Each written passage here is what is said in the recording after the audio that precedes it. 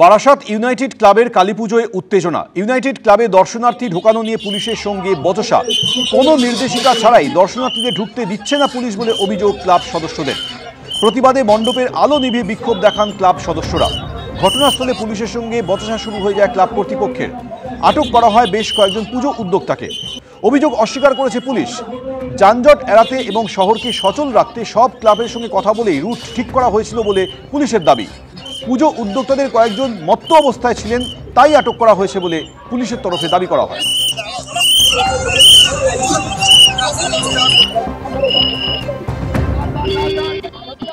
আমহা স্ট্রিটে প্রিন্টিং প্রেসে আগুন। সকালে কালো ধোঁয়া দেখতে পান স্থানীয়রা। ঘিঞ্জি এলাকায় আগুন আতঙ্ক ছড়িয়ে পড়ে।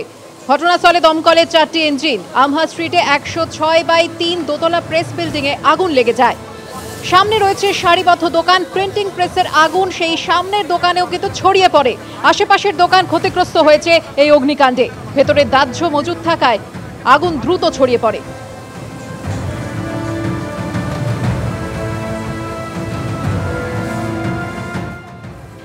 সকাল থেকে উঠে দেখছি ধোঁয়া ধোঁয়া, ভেবেছি রুটির দোকানে ধোঁয়া।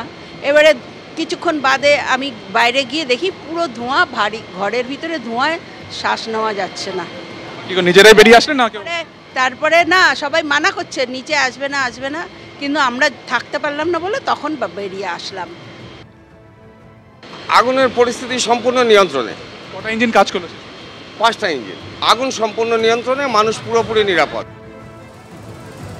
আমহা স্ট্রিটে যেখানে প্রিন্টিং প্রেসে আগুন লেগে যায়, আশপাশে যে দোকানগুলি রয়েছে সেই আগুনেও দ্রুত আগুন ছড়িয়ে পড়ে। সেই দোকানগুলিতে ভেতরে দাহ্য পদার্থ মজুদ থাকায় আগুন ছড়িয়ে পড়ে দ্রুত। ঘটনাস্থলে দমকলের 4টি ইঞ্জিন আর ঘিঞ্জি এলাকায় আগুন লাগায় আতঙ্ক ছড়িয়েছে স্থানীয়দের মধ্যে। আর এ নিয়ে শুরু হয়েছে রাজনৈতিক চাপানুতো। এটা করার জন্য চেষ্টা হয়েছিল, আমার কাছে গেছিল, তো আমি বললাম হ্যাঁ আমার কোনো আপত্তি নেই, আপনারা সবাইকে জায়গা দেবেন, যারা সুস্থভাবে বসবাস করবে তবেই আমি রাজি হব, নাহলে আমি দেবো না। সেক্ষেত্রে কি রাজি হয়নি প্রমোটার? আমার কাছে আসেনি, আর আসেনি। জল কলের জন্য এসেছিল, আমি ওইভাবে জল কল দিতে পারি না, আইনতভাবে করো, আমি আছি। এই অগ্নিকাণ্ডের ঘটনার জেরে কি আপনি মনে করছেন সেটাই? আমার মনে হচ্ছে তাই। এখানে বড় রাউ বল আছে, আজকে এত আলো কোথা থেকে টানলো? আপনি আমাকে কৈফিয়ত দিন। আপনার কাছ থেকে আমি যে স্টলগুলো কার অনুমতিতে করেছে? আপনি তো কাউন্সিলর, আপনার অনুমতি না হয়নি? না, হাম খাবো, হাম চলে যাবে নিচে। কার বিরুদ্ধে অভিযোগ? এই অভিযোগ আপনি কার বিরুদ্ধে? যে আছে তমন ঘোষ।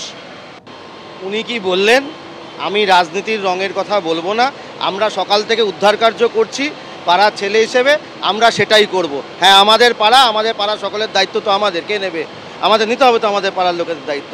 এবং রাজনীতির রং এখানে আনবো না, এখানে সম্পূর্ণভাবে পাড়ার ছেলে হিসেবে আমরা সকলে মিলে সকাল থেকে উদ্ধার কার্য নেমেছি। উনি কি বললেন, উনি রাজনীতি করতে চান? আগুন নিয়ে যারা রাজনীতি করেন তাদের ধিক্কার জানানো ছাড়া কোনো উপায় আছে বলে তো একটা সুস্থ রুচিসম্পন্ন বাঙালি যুবক হিসেবে এর বাইরে আমার কিছু মাথায় আসে না। উনি বলছেন যে পরিকল্পনা মারফত এটা করা হয়েছে। প্রমোটার গেছিল, তিনি বলেছিলেন যে বিকল্প বাসস্থান দিতে হবে, তিনি যাননি এবং তিনি কার্যত নাই করে দিয়েছেন এবং আপনারই তত্ত্বাবধানে গোটা ঘটনাটি ঘটানো। এই অলীক কল্পনা, এই আজব কাহিনীর আমি কি উত্তর দেবো বলুন? ওনাদের কর্পোরেশন, উনি আমার দিকে ঢেলছেন। দায়ভার কার নেওয়া উচিত? পৌরপিতা বা পৌরমাতা, উনি দায় আমার দিকে ঢেলেছেন। নিজের দায় উনি আমাকে পৌরপিতা বানিয়ে দিয়েছেন, আমি কি করব?